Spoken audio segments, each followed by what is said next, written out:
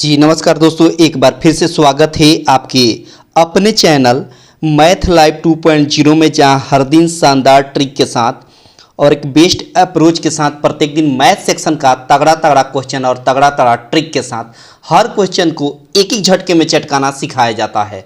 और आज का सेशन बड़ा ही शानदार होने वाला है, ज़बरदस्त होने वाला है, तो बने रहिएगा अंत तक, क्योंकि हर क्वेश्चन बहुत ही महत्वपूर्ण है, एग्जाम ओरिएंटेड है। जैसे एग्जाम में आता है ना, वही पैटर्न वही लेवल, और एग्जाम में आता क्या है, आया हुआ है। आप देखेंगे क्वेश्चन जब आपके सामने होगा तो क्वेश्चन के नीचे उस क्वेश्चन को कितना बार रेलवे ने पूछा है उसको आप देखने को मिलेगा। ठीक है, बस अंत तक बने रहिएगा। हर क्वेश्चन से आपको कुछ ना कुछ सीखने को जरूर मिलेगा। और ये नंबर सिस्टम है, नंबर सिस्टम का ये पार्ट 1 है। ठीक है, और क्लास की बात करें तो ये चौथा क्लास है। ठीक है, इसके पहले 3 क्लास हो चुका है, उसको अगर आप नहीं देखे होंगे तो उसका लिंक इस वीडियो के डिस्क्रिप्शन बॉक्स में लग जाएगा, वहाँ से भी आप देख सकते हैं। ठीक है, अंत तक बने रहिएगा, हर क्वेश्चन से आपको कुछ ना कुछ सीखने को मिलेगा। ठीक है, आगे बढ़ते हैं। और सवालों की दुनिया में बढ़ने से पहले आपसे रिक्वेस्ट है कि सब लोग लाइक कर दे सबसे पहले, ठीक ना। ज़्यादा से ज़्यादा अपने ग्रुप में शेयर कर दे, जिस जिस ग्रुप में आप एक्टिव हो। और चैनल पर पहली बार हो, चैनल को सब्सक्राइब करके रखें, ताकि आने वाले हर क्लास का नोटिफिकेशन आपको प्रॉपर रूप से मिलता रहे। ठीक है, पेन पेपर लेकर बैठिएगा, क्योंकि हर क्वेश्चन आपको कुछ ना कुछ सिखा कर जरूर जाएगा। ठीक है, ये रहा आज का पहला सवाल। आज का पहला सवाल बड़ा ही महत्वपूर्ण है। कहता है, देखिए रेलवे ने ग्रुप डी में पूछा है, कब, तो 2018 में पूछा हुआ है। देखिए कह रहा है कि दो संख्याओं का योग जो है वो 9 है और उनके व्युत्क्रमों का योग 1/2 है, तो उनमें से एक संख्या कितनी है। अब शानदार ट्रिक देखिए, कहता है कि इसमें कि दो संख्या है, एक संख्या को हम ए ले लेते हैं, दूसरी संख्या को हम बी ले लेते हैं, और दोनों का योग कितना है, 9 है। और उनका व्युत्क्रम निकालें, अगर ए का व्युत्क्रम निकालेंगे तो 1/a होगा, और बी का व्युत्क्रम निकालेंगे तो 1/b होगा, और इनका सम दिया है 1/2। ठीक है, अच्छा इसको क्रॉस मल्टीप्लाई करेंगे तो ये हो जाएगा a + b, और नीचे हो जाएगा a × b = 1/2। अच्छा a + b के जगह पर, जहाँ a + b आया, इसके जगह पर हम 9 रख सकते हैं, तो कहेंगे बिल्कुल लिख सकते हैं। तो 9 कितना हो जाएगा, AB = 1/2। अब क्रॉस गुणा करेंगे तो AB में 1 से गुणा करेंगे तो AB हो गया, और 2 में 9 से गुणा करेंगे तो 18 हो गया। इसका मतलब कि A × B का मान 18 और A + B का मान 9, A + B का वैल्यू 9। अब खुद सोचिए, 18 का ऐसा फैक्टर करिए, 18 का ऐसा 2 हिस्सों में फैक्टर करिए कि मल्टीप्लाई करने पर, गुणा करने पर 18 हो जाए और जोड़ने पर 9 आए। क्योंकि देखिए ना, यहाँ प्लस है ना, जोड़ने पर 9 आना चाहिए और दोनों को गुणा करने पर, यानी दोनों को मल्टीप्लाई करने पर 18 होना चाहिए। तो हम कहेंगे 6 और 3। हम क्या कहेंगे, 6 और 3। देखिए ना, 6 और 3 को जोड़ेंगे, यहाँ पर A और B जोड़ेंगे तो 9 हो जाएगा, और A और B यानी 6 और 3 को गुणा करेंगे तो 18 हो जाएगा। इसका मतलब पता चल गया कि एक संख्या 6 है और दूसरी संख्या 3 है। सवाल में आपसे कहा कि एक संख्या बताइए, तो इन दोनों में से कौन ऑप्शन में दिया है, तो कहेंगे 6 दिया है, तो 6 आपके सवाल का करेक्ट आंसर हो गया। ऑप्शन बी आपके सवाल का करेक्ट आंसर हो गया। और ये कमाल का ट्रिक है, सवाल को चटकाने का शानदार ट्रिक यही है, इससे बेस्ट अप्रोच हो ही नहीं सकता। आई होप कि ये बात आपको पूरी तरीके से क्लियर हो गई होगी। ठीक है, आगे बढ़ें। पसंद आ रहा है ना, बहुत शानदार। आगे देखिए, अगला सवाल देखिए कैसे चटकाएंगे। और ये सब रेलवे ने पूछा हुआ है सवाल। सवाल कहता है कि वो कौन सी संख्या है जो 4 से पूरी तरह से विभाज्य है। यानी 4 का डिविजिबिलिटी रूल अगर आप जानते होंगे, तो 4 का डिविजिबिलिटी रूल क्या कहता है कि किसी भी संख्या के लास्ट का 2 अंक अगर 4 से भाग लगता है तो वो पूरी संख्या में 4 से भाग लगेगा। लास्ट के 2 अंक में अगर 4 से भाग लगता है तो पूरी संख्या में 4 से भाग लगेगा। तो देखिए 54 में 4 से पूरा भाग लगेगा, नहीं लगेगा। 66 में 4 से पूरा डिवाइड लगेगा, नहीं लगेगा। अच्छा 90 में 4 से पूरा डिवाइड लगेगा, नहीं लगेगा। लेकिन 76 में 4 से पूरा डिवाइड लग जाएगा। इसका मतलब ऑप्शन बी 4 से पूरा भाग लग जाएगा। ऑप्शन बी में 4 से पूरा भाग लग जाएगा। इसका मतलब इस सवाल का आंसर हो गया ऑप्शन बी। ऑप्शन बी आपके सवाल का करेक्ट आंसर हो गया। ऑप्शन बी आपके सवाल का करेक्ट आंसर हो गया। और ये कमाल का ट्रिक है, ये कमाल का ट्रिक है। ऑप्शन की सहायता से एक झटके में आपने चटका दिया, ऑप्शन की सहायता से एक झटके में। 4 का डिविजिबिलिटी रूल कहता है ना कि लास्ट का जो 2 डिजिट होता है, लास्ट का किसी भी संख्या का, किसी भी नंबर का लास्ट का जो 2 डिजिट होता है, अगर 2 डिजिट में 4 से पूरा पूरा डिवाइड लग रहा है तो हम समझेंगे कि पूरी संख्या में 4 से पूरा पूरा भाग लगा। या इसके अलावा जिस संख्या के लास्ट में अगर 2 जीरो दिख जाए, संख्या के लास्ट में अगर 2 जीरो लग जाए तो भी उसमें 4 से पूरा पूरा भाग लग जाएगा। जिस संख्या के अंत में लास्ट में 2 जीरो दिखाई दे तो भी 4 से पूरा पूरा भाग लगेगा। या लास्ट का 2 डिजिट अगर 4 से डिवाइड होता है तो पूरी संख्या में 4 से पूरा पूरा डिवाइड लगेगा। आई होप कि ये बात आपको पूरी तरीके से क्लियर हो गई होगी। 4 का डिविजिबिलिटी रूल यही कहता है। ठीक है, आगे बढ़ें, अगले सवाल पे चलते हैं। अगला सवाल क्या कहता है? अगला सवाल कहता है कि 276x1 जो है यहाँ से लेकर यहाँ तक 3 से विभाज्य है, तो x का संभावित मानों का योग बताइए। यानी 2 है, 7 है, 6 है और यहाँ x है, x के जगह पर हम बॉक्स बना देते हैं, यहाँ पर x है और बगल में 1 है। कह रहा है कि इसमें ये जो है पूरी संख्या 3 से पूरी तरीके से क्या है, विभाज्य है। तो कह रहा है कि x के जगह पर कौन कौन सा अंक रखिएगा कि 3 से पूरा पूरा भाग लग जाए। तो देखिए 3 का डिविजिबिलिटी रूल क्या कहता है? 3 का डिविजिबिलिटी रूल ये कहता है कि आप सम ऑफ डिजिट यानी अंकों का आप क्या कर दीजिए, जोड़ दीजिए। सम ऑफ डिजिट, अंकों को जोड़ दीजिए और अंकों का सम जो है, अंकों का सम अगर 3 के टेबल में आता है तो समझिए पूरी संख्या 3 से क्या है, डिविजिबल है। ठीक है, तो अब समझिए, तो हम जोड़ते हैं। 2 और 7 कितना होता है? तो कहेंगे 9 होता है। 9 और 6 कितना होता है? तो कहेंगे 9 और 6 होता है 15। 9 और 6 होता है 15। 15 में 1 जोड़ेंगे तो कितना होगा? तो 15 1 16 हो गया। अब देखिए यहाँ पर कौन सा अंक रखेंगे जिसको अगर यहाँ पर जोड़ दें, यहाँ भी तो x का वैल्यू रखना है ना, तो यहाँ x के ऊपर हम क्या क्या रखें कि 3 से पूरा पूरा भाग लगे। तो 1 रखेंगे तो 17 होगा, 17 में 3 से पूरा पूरा भाग नहीं लगेगा। 2 रखेंगे तो 18 होगा, यानी x का एक वैल्यू कितना हो गया? 2 हो गया। x का एक वैल्यू कितना हो गया? 2 रखेंगे तो 18 होगा और 18 से 3 से पूरा पूरा भाग लग जाएगा। फिर 3 रखेंगे तो 19 होगा, नहीं कटेगा 3 से। फिर 4 रखेंगे तो 20 होगा, 20 में भी 3 से पूरा पूरा भाग नहीं लगेगा।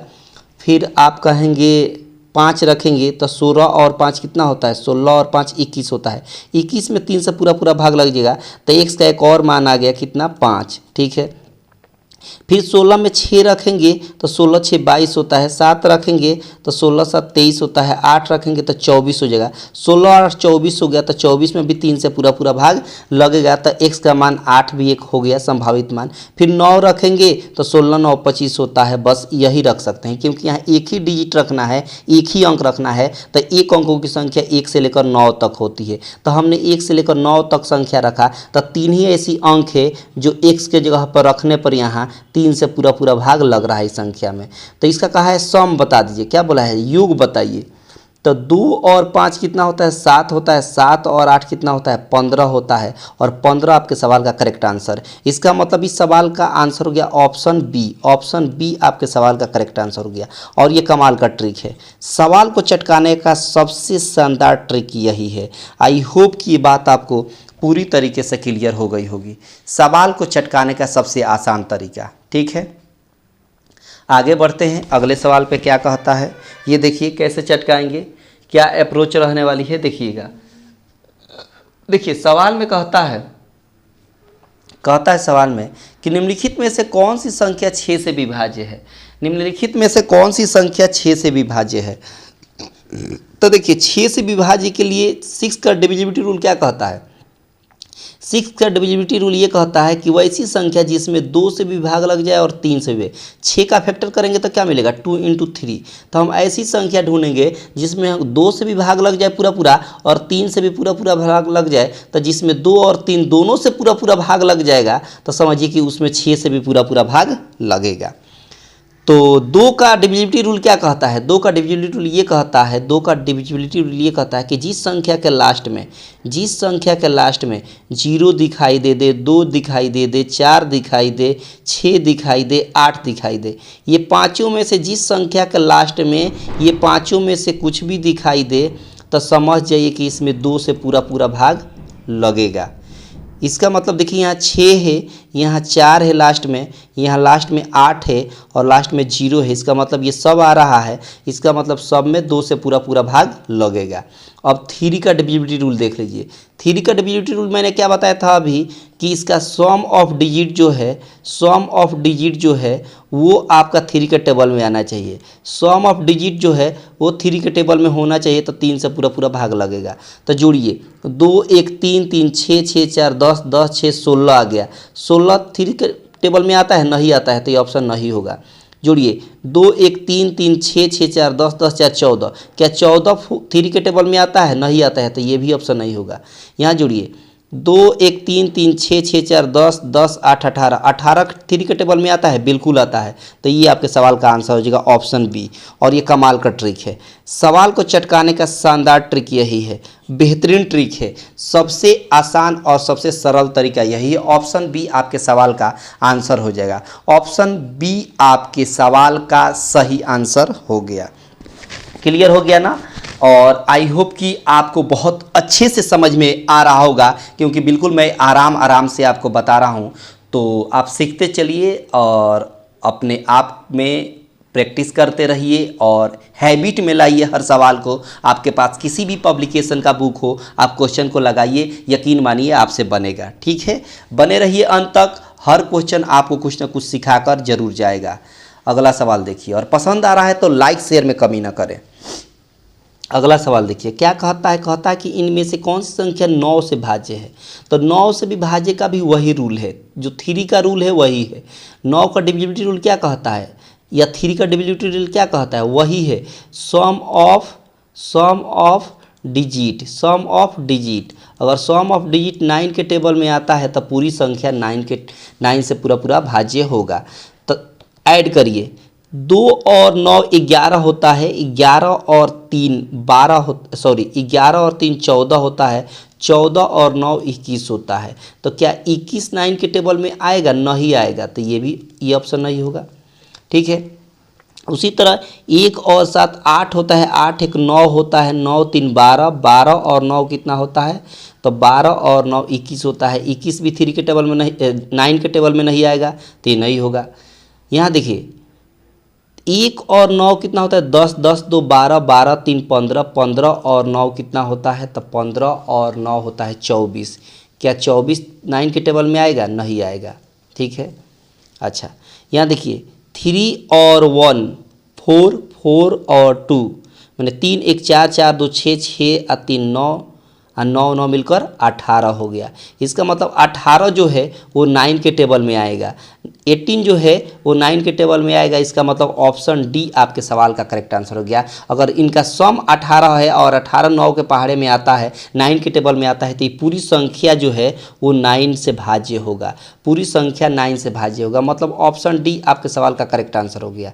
ऑप्शन डी आपके सवाल का करेक्ट आंसर हो गया और ऑप्शन की सहायता से आपने चटका दिया। और ये कमाल का ट्रिक है, सवाल को चटकाने का शानदार ट्रिक यही है, ऑप्शन की सहायता से आप चटका दे रहे हैं। ठीक है, बहुत शानदार। हंसते रहिए, मुस्कुराते रहिए और इस सेशन का आनंद लेते रहिए। ठीक है, आगे बढ़िए, अगले सवाल की तरफ बढ़िए। अगला सवाल क्या कहता है ये देखेंगे। ठीक है, सवाल में कहता है, देखिए फिर से 3 का डिविजिबिलिटी रूल आ गया। कह रहा है कि 3 से, ये चारों ऑप्शन में से कौन सी संख्या है जो 3 से पूरा विभाज्य है? तो वही तरीका, सम ऑफ डिजिट। जोड़िए 1 और 7 8 1 9 9 1 10। क्या 10 जो है 3 के टेबल में आता है? बिल्कुल नहीं आता है, ऑप्शन ये ए नहीं होगा। 1 और 4 5 हो गया, 5 1 6 6 1 7 हो गया। क्या 7 3 के टेबल में आता है? बिल्कुल नहीं आता है। यहाँ देखिए 3 1 4 1 5 1 6 जो है वो 6 के टेबल पे आता है? बिल्कुल आता है। ऑप्शन बी आपके सवाल का करेक्ट आंसर हो गया। 1 1 2 1 3 1 4 जो है 3 के टेबल में आता है? नहीं आता है, तो ये भी नहीं होगा। इसका मतलब कि ऑप्शन बी आपके सवाल का करेक्ट आंसर हो गया। ऑप्शन बी आपके सवाल का करेक्ट आंसर हो गया। और ये कमाल का ट्रिक है, सवाल को चटकाने का शानदार ट्रिक यही है। आप देख सकते हैं कि आरआरबी यानी रेलवे ने कितना बार पूछा हुआ है, तो ग्रुप डी में पूछा है 2018 में, इसलिए बड़ा ही महत्वपूर्ण हो जाता है ये सवाल। ये जो सवाल जो रेलवे ने पूछ दिया है और रिपीट करते रहता है, एक दो क्वेश्चन हम आपको दिखाएंगे, कुछ ऐसे भी क्वेश्चन मिलेंगे जो दो दो बार, तीन तीन बार, आठ आठ बार, 10 बार पूछा हुआ है, वही सवाल लगातार मिलेगा आपको आगे। बने रहिए अंत तक। अगला सवाल देखिए, अगला सवाल क्या कहता है? कहता है सवाल में कि सबसे बड़ी तथा सबसे छोटी दो अंकों की अभाज्य संख्याओं के अंतर की गणना करिए। यानी दो अंकों की सबसे बड़ी अभाज्य संख्या, एक बात बताइए, सबसे बड़ी दो अंकों की संख्या कौन होती है? तो कहेंगे 99 होती है। अच्छा ठीक है। अच्छा, सबसे छोटी दो अंकों की संख्या कौन होती है? तो कहेंगे 10 होती है। ठीक है, लेकिन क्या ये अभाज्य है? तो कहेंगे बिल्कुल अभाज्य नहीं है। तो अभाज्य संख्या कौन होती है?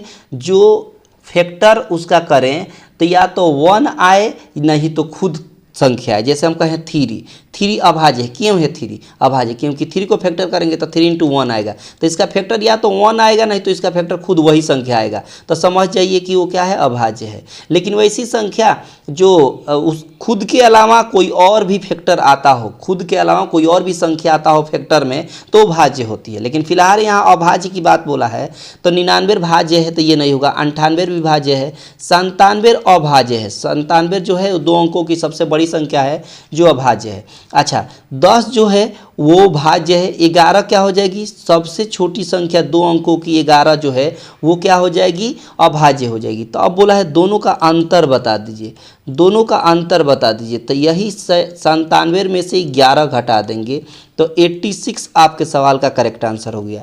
86 आपके सवाल का करेक्ट आंसर हो गया। यानी इस पार्टिकुलर सवाल का आंसर ऑप्शन डी हो गया। आई होप की बात आपको पूरी तरीके से क्लियर हो गई होगी, क्योंकि दो अंकों की सबसे बड़ी अभाज्य संख्या 97 होती है और दो अंकों की सबसे छोटी अभाज्य संख्या 11 होती है, और दोनों का अंतर पूछा था। अंतर आपके सामने आ गया। ठीक है, क्लियर हुआ ना? बहुत शानदार। आगे बढ़िए अगले सवाल की तरफ। देखिए, इसी सवाल के बारे में मैंने बता रहा था। देखिए कितना बार पूछा हुआ है कि छोटी छोटी संख्या टाइप किया गया है, और देखिए कितना बार पूछा हुआ है।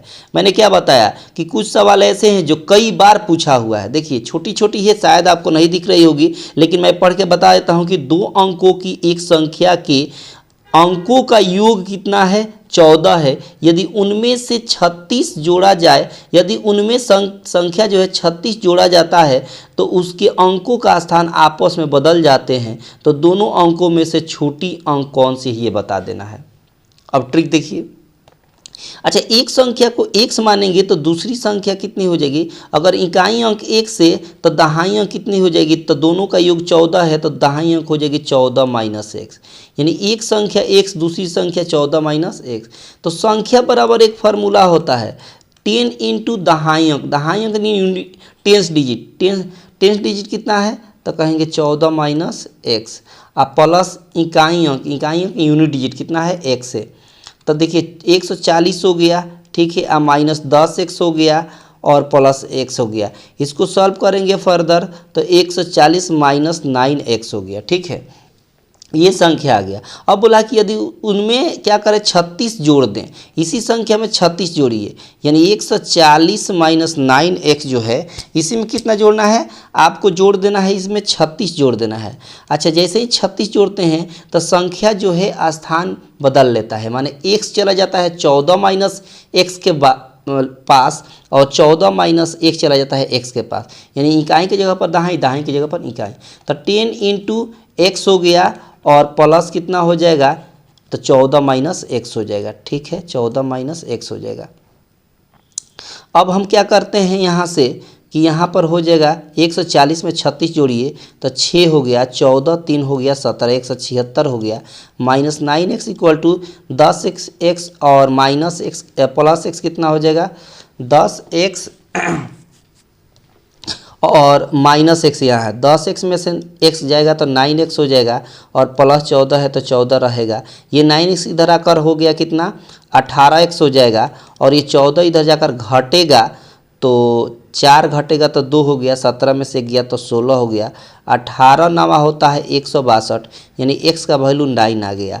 अब आपसे सवाल में यह पूछा था कि दोनों अंकों में से छोटा अंक बताइए। तो जब x की जगह पर यहाँ रखेंगे 9 और यहाँ x की जगह पर 9 रखेंगे तो 14 में से 9 घटेगा तो कितना होगा, 5 होगा। इसका मतलब दो संख्या हो गई, एक 5 हो गई और एक 9 हो गई। तो बोला है सवाल में कि छोटा अंक कौन सा है, तो छोटा अंक 5 हो गया। 5 का मतलब हो गया ऑप्शन बी। छोटा छोटा होगा, आपको दिखाई नहीं दे रहा होगा, तो अपने मोबाइल को आप ऐसे कर लीजिएगा, वर्टिकल में नहीं हॉरिजॉन्टल में कर लीजिएगा, ठीक है।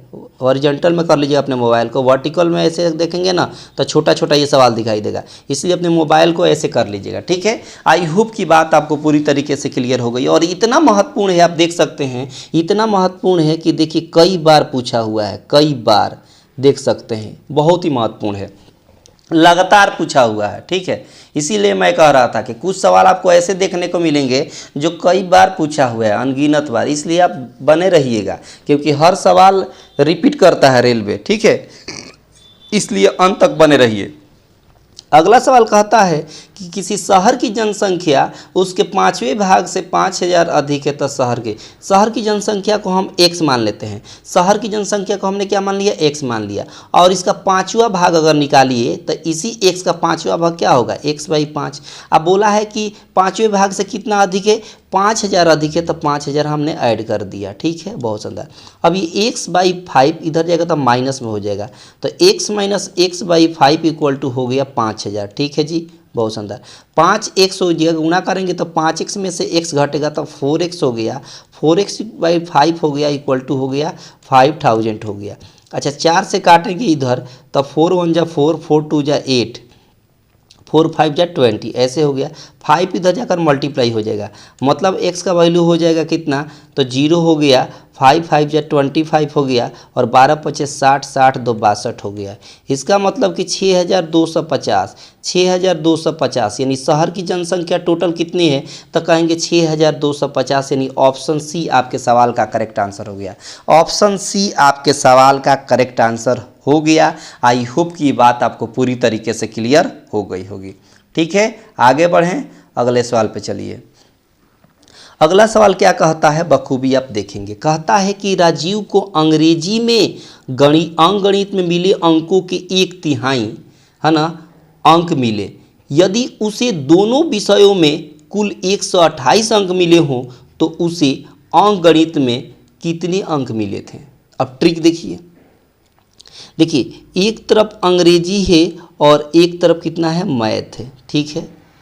अच्छा इंग्लिश को अगर 1 मिल रहा है तो गणित को 3 मिल रहा है, 1/3 बोला है ना, अंग्रेजी जो है वो जो है अंकगणित के 1/3 है, तो इंग्लिश को अगर 1 यूनिट मिलता है तो मैथ को कितना मिला होगा, मैथ में मिला होगा, इंग्लिश में 1 यूनिट मिला होगा तो मैथ में 3 यूनिट मिला होगा। अब बोला है दोनों को मिलाकर 128 अंक। अच्छा आपके हिसाब से दोनों को मिलाकर कितना यूनिट होगा, तो कहेंगे 3 और 1 मिलकर 4 यूनिट होगा। आपके हिसाब से दोनों को मिलाकर 4 यूनिट, जबकि सवाल में बोला है कि दोनों को मिलाकर 128, यानी अपनी तुलना सवाल से कर देंगे। अपनी तुलना किससे कर देंगे, तो सवाल से कर देंगे। तो 4 1 जा 4 हो गया, और 4 3 जा 12, 4 2 जा 8, यानी 1 यूनिट का वैल्यू हो गया 32।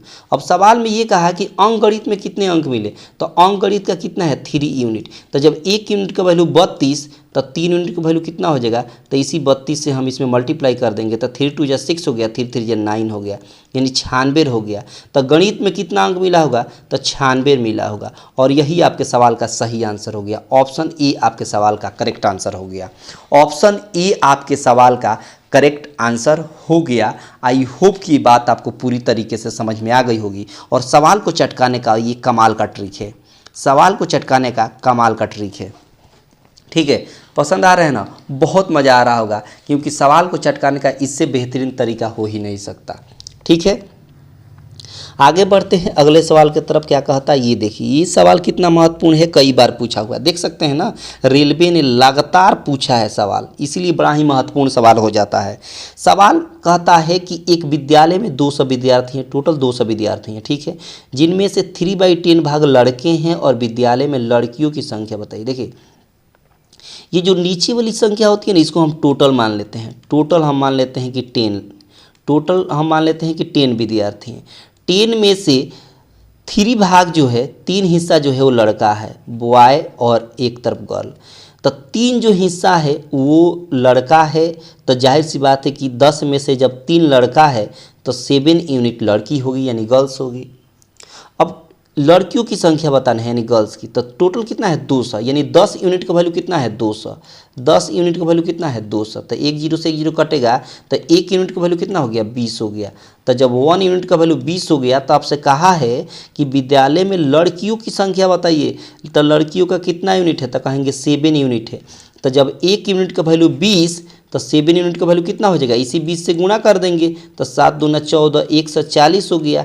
यानी उस विद्यालय में लड़कियों की संख्या कितनी है, तो कहेंगे 140 है। उस विद्यालय में लड़कियों की संख्या कितनी है, तो 140 है। तो लड़कों की संख्या अगर पूछते तो 60 कहेंगे। तो इस पर्टिकुलर सवाल का आंसर हो जाएगा 140, यानी ऑप्शन बी आपके सवाल का करेक्ट आंसर हो गया। ऑप्शन बी आपके सवाल का करेक्ट आंसर हो गया। और ये कमाल का ट्रिक है, सवाल को चटकाने का शानदार ट्रिक यही है, सवाल को चटकाने का शानदार ट्रिक यही है, इससे तो आसान हो ही नहीं सकता। ठीक है, इससे आसान तो हो ही नहीं सकता। क्लियर हुआ, बहुत शानदार। आगे देखिए अगला सवाल। अगला सवाल देखेंगे क्या कहता है, कैसे चटकाएंगे ये देखिए। ये भी देखिए इतना महत्वपूर्ण है कि कई बार पूछा हुआ है, 1 2 3 4 5 6 7 बार लगातार रेलवे ने 7 बार इस सवाल को पूछा है। और ये सवाल कौन है, तो मुर्गी और गाय वाला है। मुर्गी का 2 पैर होता है, गाय का 4 पैर होता है, उसी पर आधारित सवाल होता है। तब देखिए समझिए बात, बोला है कि एक व्यक्ति के पास कुछ मुर्गी और कुछ गाय हैं, इनमें से पैरों की संख्या 140 है, मस्तकों की संख्या कितने हैं 48 है, तो मुर्गियों की संख्या बताइए। तो देखिए मुर्गी और गाय की बात करते हैं, मुर्गी को हम x मान लेते हैं, मुर्गी की संख्या को हम x मान लेते हैं और गाय की संख्या को हम y मान लेते हैं। ठीक है, अब देखिए चूंकि मस्तक तो सबका एक ही होता है, मुर्गी का भी एक ही सिर होगा, गाय का भी एक ही सिर होगा, तो दोनों को मिलाकर कितना दिया है 48 दिया है। बहुत शानदार। अच्छा बोला इनके पैरों की संख्या, अच्छा मुर्गी का पैर कितना होता है, तो 2 होता है, तो 2x हो जाएगा। बहुत शानदार। अच्छा गाय में कितना पैर होता है, तो 4 होता है, तो यहाँ y माने हैं तो 4y हो जाएगा। और पैरों की टोटल संख्या कितनी है, तो पैरों की टोटल संख्या 140 है, तो हम यहाँ 140 रख दिए। इन दोनों में से 2 कॉमन लेंगे तो x + 2y हो जाएगा, और 2 से इसमें भाग देंगे, 2 से इधर भी भाग देते हैं, 2 से इधर भी भाग देते हैं, तो 2 से इधर भाग देंगे तो 70 हो जाएगा। इसको इक्वेशन फर्स्ट कह देते हैं, इसको इक्वेशन सेकंड कह देते हैं। अब इसमें से घटाएंगे तो ये माइनस होगा, ये माइनस ये माइनस माइनस, ये x कट गया, y में से 2y घटेगा तो -y, और 48 में से 70 जाएगा तो हो जाएगा कितना, यहाँ 2 यहाँ 2, ठीक है, -22 हो जाएगा। ठीक है, -22 हो जाएगा। ठीक है ना। अब देखिए ये कट गया तो y का वैल्यू कितना हो गया 22 हो गया। y का वैल्यू जब 22 आ गया तो आपसे पूछा क्या है, मुर्गियों की संख्या यानी x का मान, तो x + y मिलाकर 48 है, और y का मान 22 अगर यहाँ रख देंगे तो 22 से जाकर घटेगा तो x का वैल्यू कितना हो जाएगा, तो 8 में से 2 जाएगा तो कितना हो जाएगा 6 हो जाएगा, और 4 में से 2 जाएगा तो 2 हो जाएगा। यानी मुर्गी की संख्या कितनी हो गई, तो मुर्गी की संख्या कितनी हो गई 26 हो गई। मुर्गी की संख्या कितनी हो गई 26 हो गई, यानी ऑप्शन डी आपके सवाल का करेक्ट आंसर हो गया। ऑप्शन डी आपके सवाल का करेक्ट आंसर हो गया। और ये कमाल का ट्रिक है, सवाल को चटकाने का शानदार तरीका यही है, और बड़ा ही महत्वपूर्ण है, कई बार पूछा हुआ है, देख सकते हैं कई बार पूछा हुआ है। ठीक है, बहुत ही महत्वपूर्ण सवाल है। आगे देखिए अगला सवाल क्या कहता है, बहुत आसान है, शानदार तरीका है। देखिए कहता है कि शुरुआती बिंदु पर एक बस में लड़के की संख्या लड़कियों की संख्या से दुगुनी थी। एक लड़कों की संख्या यहाँ बॉयज कह देते हैं, यहाँ गर्ल्स कह देते हैं। ठीक है, ठीक ना। तो दुगुनी है, लड़कों की संख्या जो है लड़कियों की संख्या से दुगुनी है, तो लड़की का अगर 1 है तो लड़कों का क्या हो जाएगा 2 हो जाएगा। बहुत शानदार। 15 लड़के उतर जाते हैं और 10 लड़कियां बस में चढ़ जाती है, जिसमें लड़कों और लड़कियों की संख्या बराबर हो जाती है। तो देखिए इसको मान लेते हैं 2x और इसको मान लेते हैं x। ठीक है, ऐसे सुविधा के लिए। अब देखिए क्या कह रहा है कि रास्ते में 15 लड़के जो है उतर जाते हैं, यानी जो बॉयज है 2x, इसमें से 15 लड़के उतर जाते हैं तो माइनस कर देते हैं, ठीक है। और लड़कियों की संख्या जो x है, लड़कियों की संख्या जो x हमने माना है, उसमें 10 लड़कियां बस में चढ़ जाती हैं तो प्लस कर देंगे। और जैसे ही ये इसमें से उतरते हैं और 10 लड़कियाँ चढ़ती हैं तो लड़का और लड़की संख्या के दोनों बराबर हो जाता है, तो हमने बराबर कर दिया। अब देखिए, तो यात्रा में शुरुआती में लड़कों की संख्या कितनी थी, तो x इधर जाकर घटेगा, 2x में से x घटेगा तो x होगा, और ये 15 माइनस में इधर जाएगा तो प्लस में हो जाएगा, तो 15 और 10 कितना हो जाएगा, 25 हो जाएगा। मतलब x का वैल्यू कितना हो गया, 25 हो गया। x का वैल्यू कितना हो गया, 25 हो गया। तब बोला है कि शुरुआत में लड़कों की संख्या क्या है, तो लड़कों की संख्या हमने क्या माना है, 2x माना है। इसका मतलब कि बॉयज का निकालना है तो 2x का वैल्यू निकालना है, तो 2 और x बोले तो 25 हो गया। इसका मतलब 25 दूना 50 हो गया। इसका मतलब कि बस में यात्रा में शुरुआती दौर में लड़कों की संख्या कितनी थी, तो कहेंगे 50 थी। लड़कों की संख्या कितनी थी, 50 थी। मतलब ऑप्शन सी आपके सवाल का करेक्ट आंसर हो गया। ऑप्शन सी आपके सवाल का करेक्ट आंसर हो गया। और देख सकते हैं कि ये भी इतना महत्वपूर्ण है कि लगातार 3 बार पूछा हुआ है। देख सकते हैं 17 में और 2001 में लगातार पूछा हुआ है, ठीक है। कि बहुत आसान सवाल होता है, और एक बार हैबिट में उतार दीजिएगा ना तो हर सवाल आपके लिए भी आसान होगा। देखिए अगला सवाल, देखिए क्या कहता है। अगला सवाल क्या कहता है, अगला सवाल देखिए, भैंसों तथा बतखों के एक समूह में सिरों की संख्या के दुगुने से 24 अधिक पैर है। तो ये वैसे ही है, अभी मैंने बताया था ना, जो मुर्गी और आपका गाय वाला बताया था, अभी बताया था तुरंत एक सवाल के पहले। तो ये आपको होमवर्क में मैं देता हूँ, इसका आंसर आपको कमेंट बॉक्स में बताना है। इसको आपका आंसर कमेंट बॉक्स में बताना है। इसलिए मैंने ये छोड़ दिया क्योंकि अभी मैंने इसी पर आधारित सवाल बताया है, इसलिए आपके लिए मैंने छोड़ दिया। और ये देखिए, ये सवाल इतना महत्वपूर्ण है कि कई बार पूछा है, 1 2 3 4 5 6 बार पूछा हुआ है, लगातार 6 बार रेलवे ने पूछा हुआ है, इसलिए बड़ा ही महत्वपूर्ण सवाल है। कहता है सवाल में कि एक कक्षा में 60 छात्र हैं, उनमें से 35 छात्र गणित पढ़ते हैं, 20 छात्र ऐसे हैं जो गणित रसायन विज्ञान दोनों पढ़ते हैं, तो केवल रसायन विज्ञान पढ़ने वाले छात्रों की संख्या बताइए। अब देखिए, वेन डायग्राम से बनाइए। वेन डायग्राम, ये होता है वेन डायग्राम, ठीक है, ऐसे बनाइए। अब देखिए टोटल 60 छात्र हैं, ठीक है, टोटल 60 छात्र हैं, क्लियर है। 35 छात्र गणित, यहाँ पर मैथ में लिख देता हूँ, और यहाँ पर केमिस्ट्री, सी मतलब केमिस्ट्री, एम फॉर मैथ। तब 35 छात्र जो हैं वो गणित पढ़ते हैं, ठीक है, 35 छात्र गणित पढ़ते हैं, और 20 छात्र गणित और रसायन दोनों पढ़ते हैं, तब 20 यहाँ लिख देते हैं, कॉमन है। और रसायन विज्ञान वाले संख्या पता नहीं था, रसायन वाले को हम x मान लेते हैं, क्या मान लेते हैं, x। अच्छा, जो 20 छात्र हैं वो दोनों पढ़ते हैं, तो दोनों पढ़ते हैं, तो अगर केवल मैथ की बात करें, मैथ की, तो मैथ का निकालना होगा केवल, तो इस 35 में से 20 घटाना पड़ेगा, तभी तो केवल मैथ इतना निकलेगा। तो हम 35 में से क्या घटा लेते हैं, 20 घटा लेते हैं, ठीक है। अच्छा, केवल केमिस्ट्री वाला निकालना पड़ेगा, अगर केवल इतना निकालना हो केमिस्ट्री वाला, ये वाला, तो ये 20 जो है क्या पढ़ते हैं, केमिस्ट्री और मैथ दोनों पढ़ते हैं, तो 20 केमिस्ट्री भी पढ़ते हैं। तो केवल अगर केमिस्ट्री निकालना होगा तो x में से ये 20 घटाना पड़ेगा। x में से क्या घटाइएगा, x में से क्या घटाइएगा, 20 घटाइएगा, ठीक है।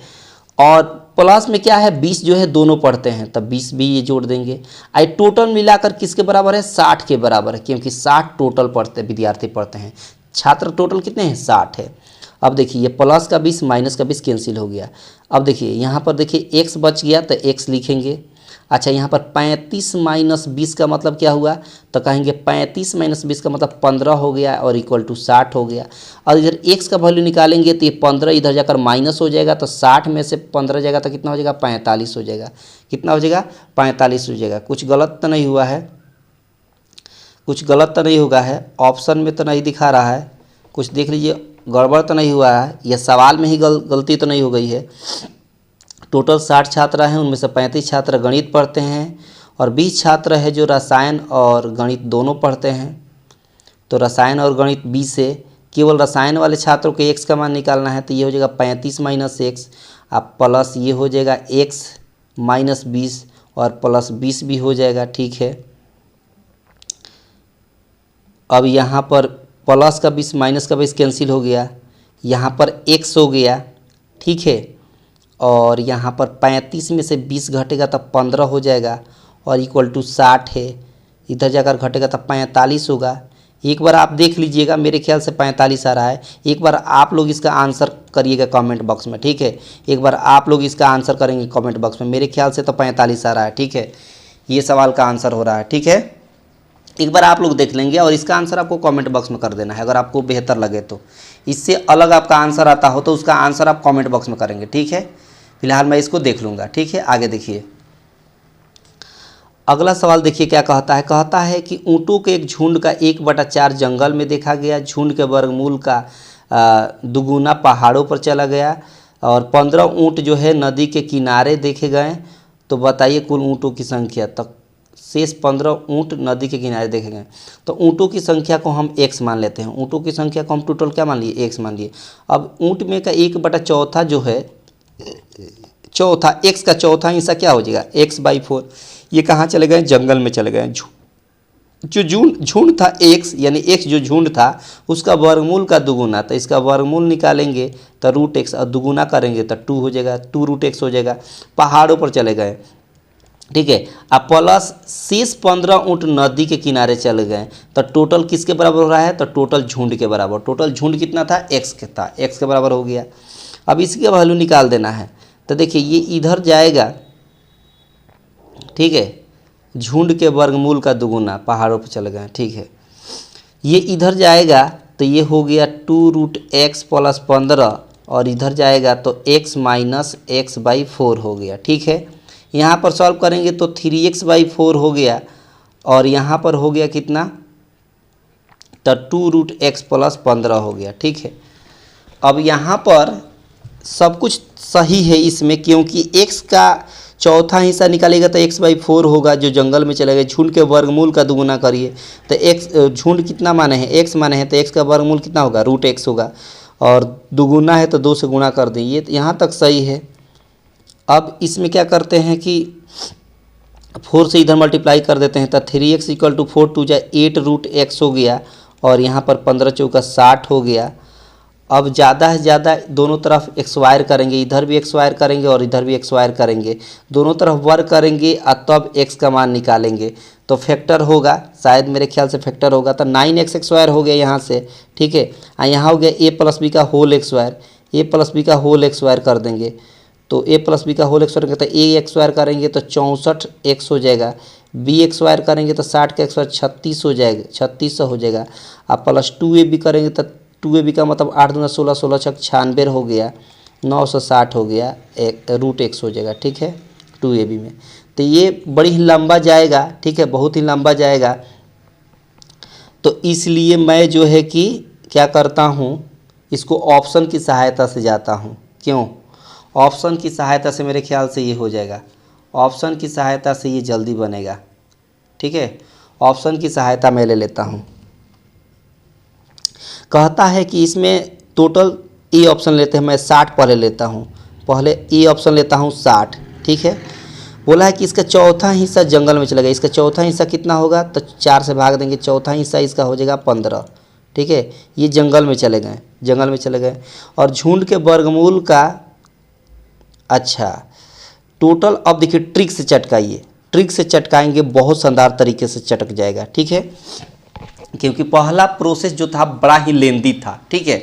अब ट्रिक से चटकाएंगे तो एक झटके में हो जाएगा। कैसे, तो देखिए यहाँ बोला है कि झुंड को आप x मान लीजिए, झुंड को हमने क्या मान लिया, x मान लिया। सवाल में बोला है कि उसका वर्गमूल का दुगुना, यानी वो झुंड संख्या, झुंड में वैसी संख्या होना चाहिए जिसका वर्गमूल निकलता हो। तो ऑप्शन में जाइए, 20 का पूरा पूरा वर्गमूल निकलेगा, नहीं निकलेगा। 72 का पूरा पूरा स्क्वायर रूट निकलेगा, नहीं निकलेगा। 60 का पूरा स्क्वायर रूट निकलेगा, नहीं निकलेगा। एक ही ऑप्शन सी है जिसका स्क्वायर रूट निकल सकता है 36 का। इसलिए एक झटके में आंसर, एक झटके में ट्रिक की सहायता से हम लोग थोड़ा दूसरे लाइन ट्रैक पे चले गए थे, ठीक है ना। वैसे नहीं सॉल्व करना है, ट्रिक से चटकाना है, क्योंकि यहाँ बोला है कि झुंड का वर्गमूल निकालना है और फिर दुगुना करना है। तो झुंड का वर्गमूल कैसे निकलेगा, जिसका वर्गमूल पूरा पूरा निकलता हो। तो तीनों ऑप्शन में नहीं निकल पा रहा है, एक ही ऑप्शन सी है जिसका वर्गमूल निकल पा रहा है, ठीक है। आई होप कि बात आपको पूरी तरीके से क्लियर हो गई होगी। और आज के सेशन में बस इतना ही सवाल था। एक सवाल आपको होमवर्क में मैंने दिया है ना, पैर और सिर वाला। अगर उसको आप सॉल्व कर लेंगे तो कमेंट बॉक्स में उसका आंसर दे देंगे, ठीक है। कैसा लगा कमेंट बॉक्स में बताइएगा। और पसंद आया हो तो सब लोग लाइक करके जाएंगे, ज़्यादा से ज़्यादा अपने दोस्तों के पास शेयर कर देंगे। चैनल पर जितने लोग पहली बार होंगे चैनल को सब्सक्राइब करके रखेंगे ताकि आने वाले हर क्लास का नोटिफिकेशन आपको प्रॉपर रूप से मिलता रहे। ठीक है, तो मिलते हैं अगले क्लास में, तब तक आप अपना ख्याल रखेंगे। ठीक है, धन्यवाद।